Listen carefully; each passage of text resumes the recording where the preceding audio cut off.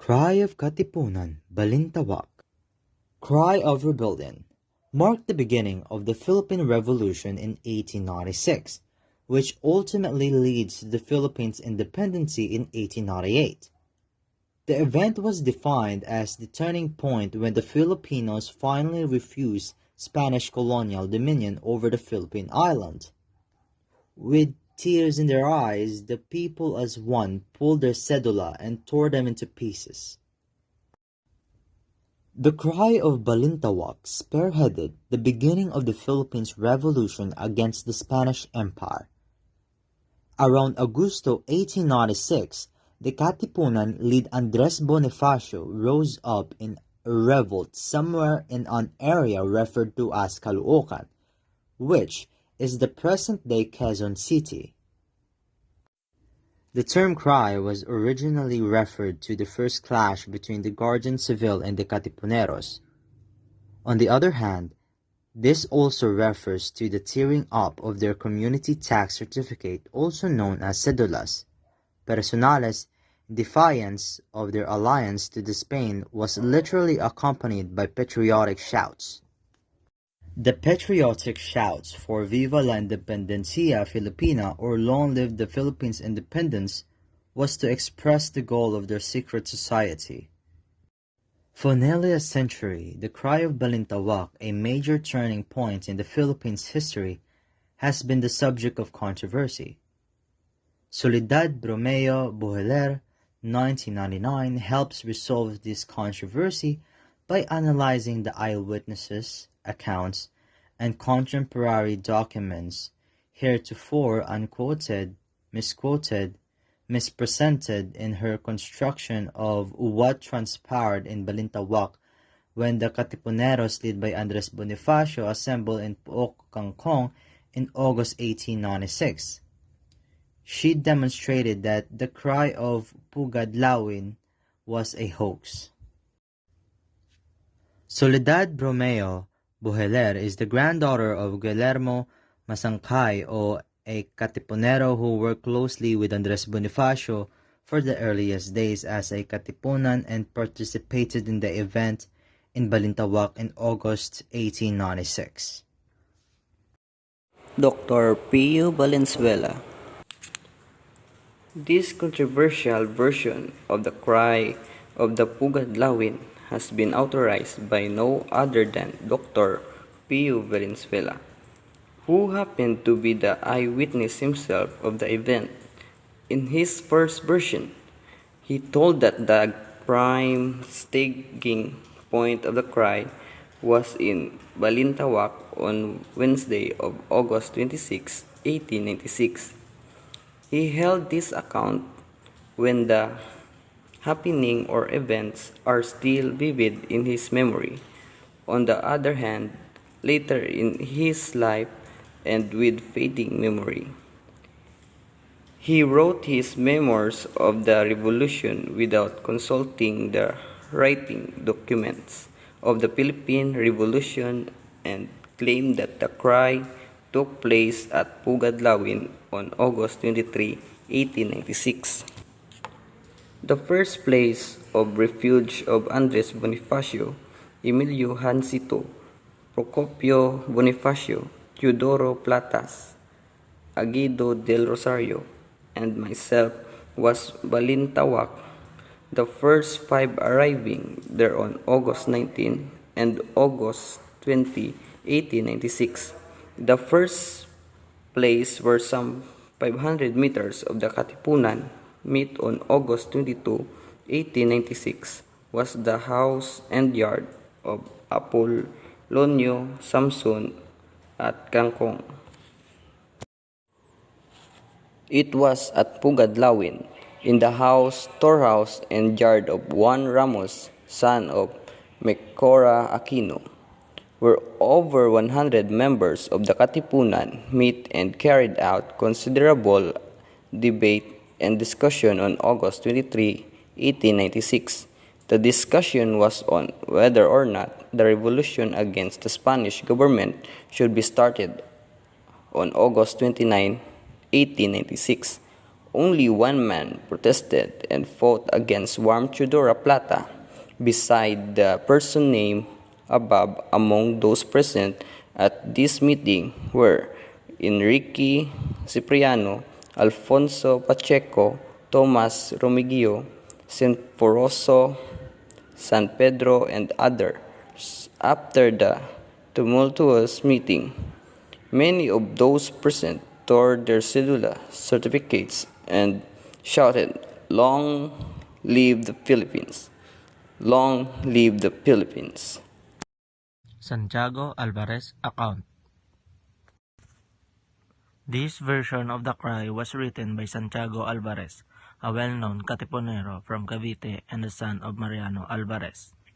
Santiago is a relative of Gregoria de Jesus, who happened to be wife of Andres Bonifacio. Santiago Alvarez is not an eyewitness of this event.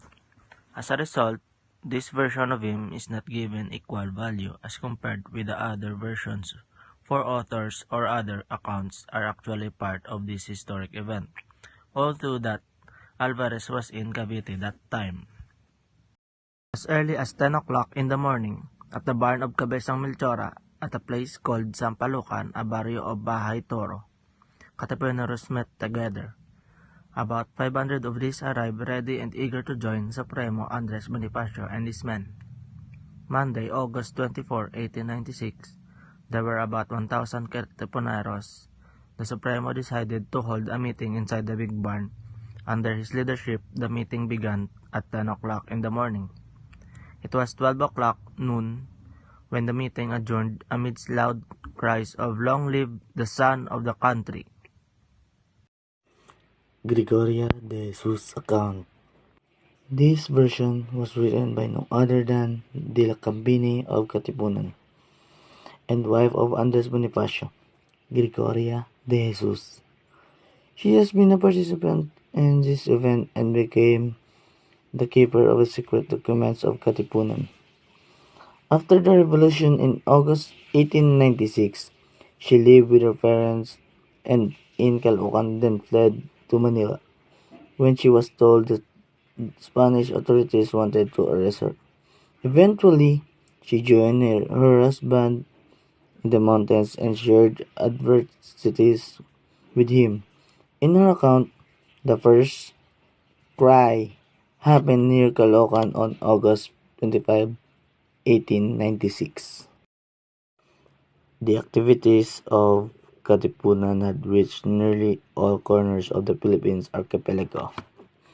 So when its existence was discovered and some of the members arrested, we immediately returned to Caloocan.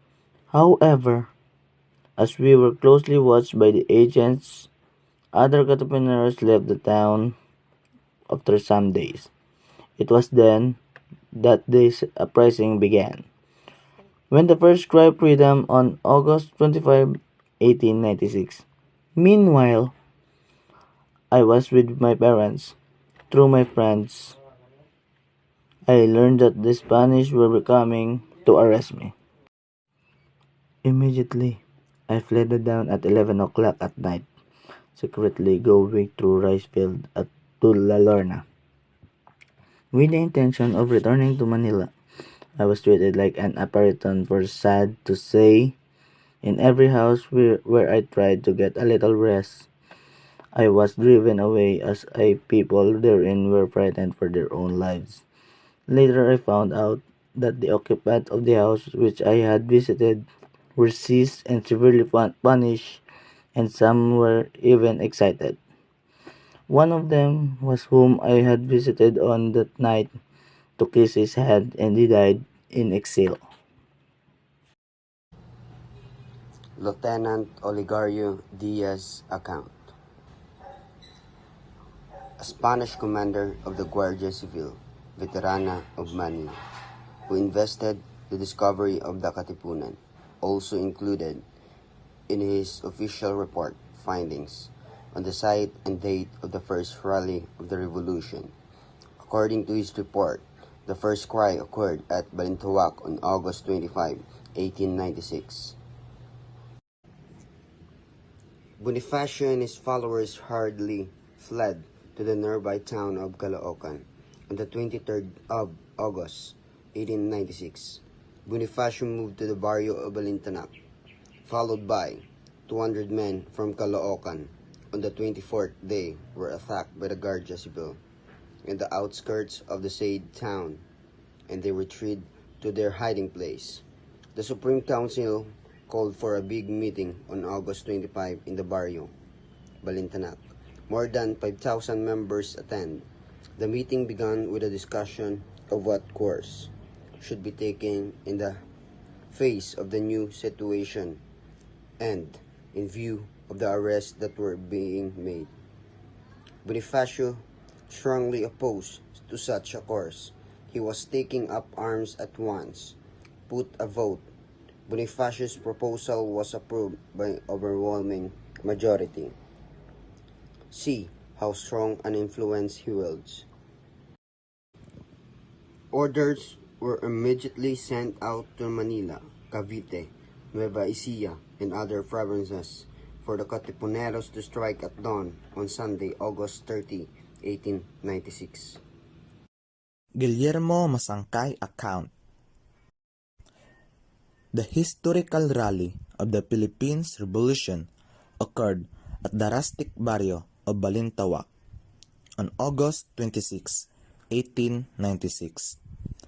According to an eyewitness account by Bonifacio's childhood friend Guillermo Masangkay, he was also responsible for the enactment of the law in 1920, declaring the 30th of November as Bonifacio Day and the erection of the Bonifacio Monument in Caloocan City. He died at the Veterans Memorial Hospital on May 31, 1963, at the age of 96. On August 26, a big meeting was held in Balintawak at the house of Apolonio Samson, then the cabeza of that barrio of Caloocan.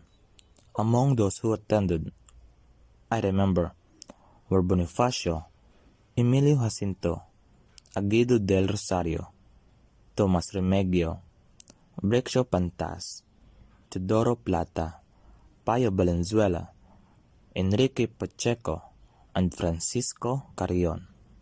They were all leaders of the Katipunan and composed the board of directors of the organization. At about 9 o'clock in the morning of August 26, the meeting was opened with Andres Bonifacio presiding and Emilio Jacinto acting as secretary. The purpose was to discuss when the surprising was to take place.